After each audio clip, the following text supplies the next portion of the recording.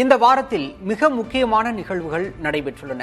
குறிப்பாக Israel Hamas இடையே போர் நிறுத்த ஒப்பந்தம் ஏற்பட்டிருப்பது முக்கியமானதாக உள்ளது.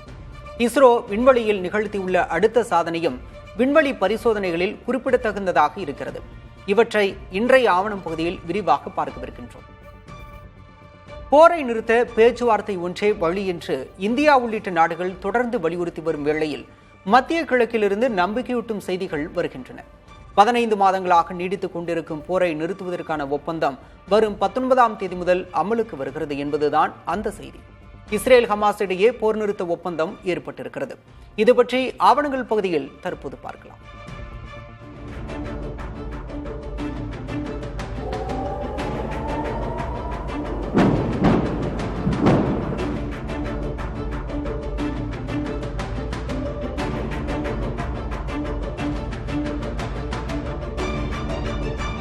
ஓயாத குண்டு சத்தம்.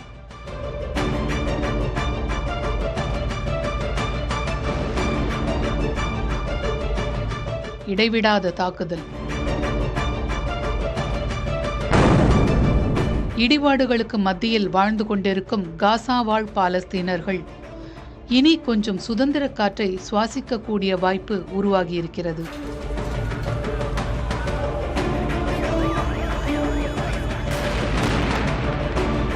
எத்தனை பேரழிவிலும் துளிர்க்கும் ஒரு செடி போல நம்பிக்கையின் ஊற்று வெளிப்பட்டிருக்கிறது. போரில் இதுவரை பல்லாயிரக்கணக்கான உயிர்கள் பறிபோயிருக்கின்றன. இனி உயிரிழப்புகள் நேராது என்ற நம்பிக்கையை பற்றிக் கொள்ள விழைகிறார்கள் பாலஸ்தீன மக்கள். போர் நிறுத்தம் என்ற சொல்லே அவர்களை கொண்டாட வைத்திருக்கிறது. காசாவில் பொது வெளியில் கூடி பலரும் தங்கள் மகிழ்ச்சியை பகிர்ந்து கொண்டனர்.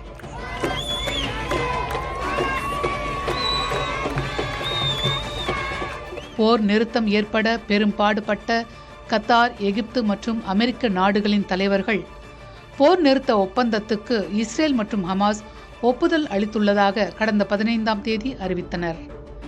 ஆனால் இதற்கு இஸ்ரேல் பாதுகாப்பு அமைச்சரவை ஒப்புதல் அளிக்குமா என்ற கேள்வி நீடித்தது. இந்நிலையில் 17ஆம் தேதி இஸ்ரேல் பாதுகாப்பு அமைச்சரவை கூடி போர் நிறுத்தம் குறித்து ஆலோசனை நடத்தியது. இதனைத் தொடர்ந்து அமைச்சரவையின் ஒப்புதல் கிடைத்ததை பிரதமர் பெஞ்சமின் நெத்தன்யாகு உறுதி செய்துள்ளார். இதன் தொடர்ச்சியாக அமைச்சரவையின் அனைத்து அமைச்சர்களின் கையெழுத்துக்காக இந்த ஒப்பந்தம் அனுப்பப்படும். இந்த நேரத்திலும் இஸ்ரேல் நடத்திய தாக்குதலில் 100க்கும் மேற்பட்டோர் உயிரிழந்தது கவலை அளிப்பதாக இருக்கிறது. 3 கட்டங்களாக நடைபெறும் போர் நிறுத்தத்தில் முதல் கட்டமாக பிணை கைதிகள் விடுவிப்பு நடைபெறும். இதன்படி காசாவில் உள்ள 100 இஸ்ரேலிய பிணை கைதிகளில் 33 பேர் முதலில் விடுவிக்கப்படுவர். இதற்கு பதிலாக இஸ்ரேல் சிறைகளில் உள்ள பாலஸ்தீன கைதிகள் விடுவிக்கப்படுவர். இந்த நடைமுறை 6 வார காலம் நீடிக்கும் என்று எதிர்பார்க்கப்படுகிறது. காசாவிலிருந்து விடுவிக்கப்படும் பிணை கைதிகளை எதிர்கொண்டு அழைக்கவும் அவர்களின் குடும்பங்களுக்கு தகவல் தெரிவிக்கவும் சிறப்பு படையினருக்கு நெத்தன்யாகு உத்தரவு பிறப்பித்துள்ளார். விடுவிக்கப்படும் பிணை கைதிகளை உடனடியாக பரிசோதிக்கவும் மருத்துவ சிகிச்சைகளை அளிக்கவும் அந்நாட்டு சுகாதாரத்துறை தயாராக இருப்பதாக இஸ்ரேலிய சுகாதாரத்துறை அமைச்சர் தெரிவித்துள்ளார். மன ரீதியாகவும் உடல் ரீதியாகவும் சமூகத்தை எதிர்கொள்ளவும் என பலவித முறைகளில் அவர்களுக்கு சிகிச்சை அளிக்கவும் ஆற்றுப்படுத்தவும் நடவடிக்கைகள் மேற்கொள்ளப்பட்டுள்ளன. குறிப்பாக அவர்களின் அடையாளங்களை வெளிப்படுத்தாமல் தனி மனித உரிமையை பாதுகாக்கவும் இஸ்ரேல் ஆயத்தமாக உள்ளது. இதைத் தொடர்ந்து காசா பகுதிகளிலிருந்து இஸ்ரேலிய படைகள் திரும்பப் பெறப்படும். இதன் மூலம் பல்லாயிரக்கணக்கான பாலஸ்தீனர்கள் மீண்டும் தங்கள் வீடுகள் இருந்த இடங்களுக்கு திரும்ப முடியும். இதன் அடுத்த கட்டமாக காசாவில் மனிதாபிமான உதவிகள் வருவதற்கு நடவடிக்கை மேற்கொள்ளப்படும். அனைத்து இஸ்ரேலிய படைகளும் திரும்பப் பெறப்படும் வரை எஞ்சியுள்ள பிணை கைதிகள் விடுவிக்கப்பட மாட்டார்கள் என்பது ஹமாஸின் நிலைப்பாடாக இருக்கிறது. முதல் கட்டமாக எத்தனை பாலஸ்தீனர்கள் இஸ்ரேலிய சிறைகளிலிருந்து விடுவிக்கப்படுவார்கள் என்பது தெளிவாக அறிவிக்கப்படவில்லை. கத்தார், எகிப்து, அமெரிக்க நாடுகளின் பல கட்ட முயற்சியில் உருவாகியுள்ள போர் நிறுத்த ஒப்பந்தத்தை India, France, England, Italy, Yemen, Germany, ஐரோப்பிய ஒன்றியம் உள்ளிட்ட அனைத்து நாடுகளும் வரவேற்றுள்ளன. 2023 அக்டோபர் மாதம் 7ஆம் தேதி இஸ்ரேலுக்குள் நுழைந்து ஹமாஸ் நடத்திய தாக்குதலில் 1200 பேர் கொல்லப்பட்டனர். அந்த தாக்குதலின் போது இஸ்ரேலில் இருந்து ஹமாஸ் 250 பேரை பிணை கைதிகளாக பிடித்து வந்தது. அவர்களில் இன்னும் 94 பேர் ஹமாஸின் பிடியில்தான் இருக்கிறார்கள். அவர்களில் 60 பேர்தான் உயிருடன் இருப்பதாக இஸ்ரேல் நம்புகிறது. இந்த பிணை கைதிகளை ஹமாஸ் விடுவிக்க வேண்டும். பதிலுக்கு பல ஆண்டுகளாக இஸ்ரேலிய சிறைகளில் இருக்கும் 1000 பாலஸ்தீனர்களை இஸ்ரேல் விடுவிக்க வேண்டும். இந்த போர் நிறுத்த ஒப்பந்தம் 3 கட்டங்களாக நடைபெறும் என்று தெரிவிக்கப்படுகிறது.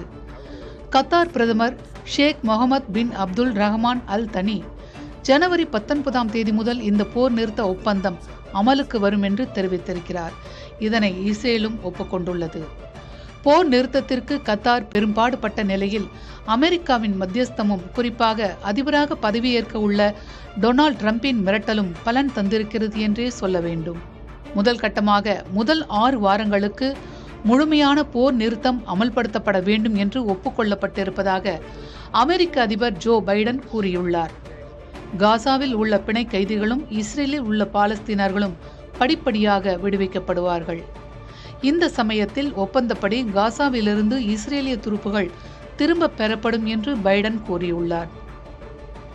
காசாவுக்கு மனிதாபிமான உதவிகள் 100கணக்கான லாரிகள் மூலம் கொண்டுவர அனுமதிக்கப்படும். 2ஆம் கட்ட போர் நிறுத்தத்துக்கான பேச்சுவார்த்தைகளில் போரை நிரந்தரமாக முடிவுக்கு கொண்டு வருவதற்கான ஒப்பந்தம் மேற்கொள்ளப்படும் என்கிறார் பைடன். இறுதி மற்றும் 3வது கட்டத்தில் காசாவில் புனர்வாழ்வுக்கான நடவடிக்கைகள் தொடங்கப்படும் என்று போர் நிறுத்த ஒப்பந்தத்தில் பேசப்பட்டுள்ளது. இந்த போர் நிறுத்த உடன்பாட்டில் சிக்கல்கள் இல்லாமல் இல்லை. ஹமாஸின் இராணுவத்தையும் நிர்வாக அமைப்பையும் முழுமையாக அழிக்க வேண்டும் என்பது இஸ்ரேலின் நோக்கமாக இருக்கிறது. ஆனால் முழுமையாக அழித்தொழிப்பது என்பது சாத்தியமல்ல. ஹமாஸ் மறுபடியும் மீண்டெழக்கூடிய வாய்ப்புகள் இருக்கின்றன.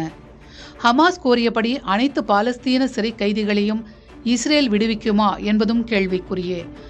ஏனெனில் அவர்களில் சிலர் ஹமாஸ் அமைப்பினர் என்பது இஸ்ரேல் தரப்பு. ஆயினும் தாக்குதல்கள் நிறுத்தம் என்பதே தற்போதைய சூழலில் மிக முக்கியமானதாக பார்க்கப்படுகிறது.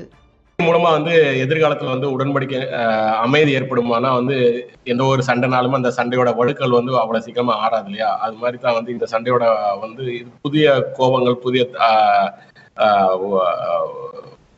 பழிவாங்கல் நடவடிக்கை ஈடுபடும். ஆனா முடிந்த அளவுக்கு இந்த சண்டைகளை தற்காலிகமா தள்ளி தான் போடுறாங்க. அதுக்கு ஒரு இறுதி நடவடிக்கை, இறுதி முடிவுங்கிறது இந்த இஸ்ரேல் பாலஸ்தீனிய பிரச்சனைக்கு எந்த விதமான காரணமும் இல்லை நிறுத்துறதுக்கு. ஏன்னா இஸ்ரேலுடைய எல்லை வரையறுக்காத வரைக்கும் இந்த போருக்கு எந்த ஒரு முடிவுமே நம்மளால இதை நம்ம எதிர்பார்க்க முடியாது.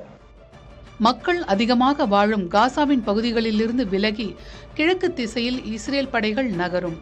போர் காரணமாக இடம்பெயர்ந்த பாலஸ்தீனர்கள் தங்கள் வீடுகளுக்கு திரும்ப அனுமதிக்கப்படுவர். இஸ்ரேல் மற்றும் ஹமாஸ் ஒப்பந்தத்தின்படி செயல்படுவதை கத்தார், அமெரிக்கா, எகிப்து ஆகிய நாடுகள் கூட்டாக கண்காணிக்கும். போர் நிறுத்தம் என்ற இந்த தருணத்தை எதிர்பார்த்திருப்பதாக கூறும் உலக சுகாதார அமைப்பு, போரால் பேரழிவுகளை சந்தித்து உருக்குலைந்திருக்கும் காசாவுக்கு மனிதாபிமான உதவிகள், மருத்துவ பொருட்களை அனுப்புவதை அதிகரிக்க முடிவு செய்துள்ளது. தினசரி 600 வாகனங்களில் உதவிப் பொருட்கள் அனுப்பப்படும் என்றும் இந்த எண்ணிக்கை அடுத்தடுத்து அதிகரிக்கப்படும் என்றும் உலக சுகாதார அமைப்பு தெரிவித்துள்ளது. காசாவில் 36 மருத்துவமனைகளில் பாதிதான் இப்போது செயல்படுகின்றன. அதிலும் பகுதி அளவுதான் செயல்படுகின்றன. மற்றவை தாக்குதலில் சிதைந்துவிட்டன. இதனால் அங்கு மருத்துவ உதவிகள் அளிக்கவும் அங்கிருந்து சிகிச்சைக்காக சுமார் 12,000 பேரை வெளியேற்றி அழைத்து வரவும் திட்டமிடப்பட்டுள்ளது. இவர்களில் 3இல் 1 பகுதியினர் குழந்தைகள் என்று உலக சுகாதார அமைப்பு தெரிவித்திருக்கிறது. இத்தனைக்கு பிறகும் காசாவில் மீண்டும் அமைதி திரும்பும் என்ற நம்பிக்கை இந்த போர் நிறுத்த ஒப்பந்தம் செயல்படுத்தப்படுவதில்தான் அடங்கியிருக்கிறது.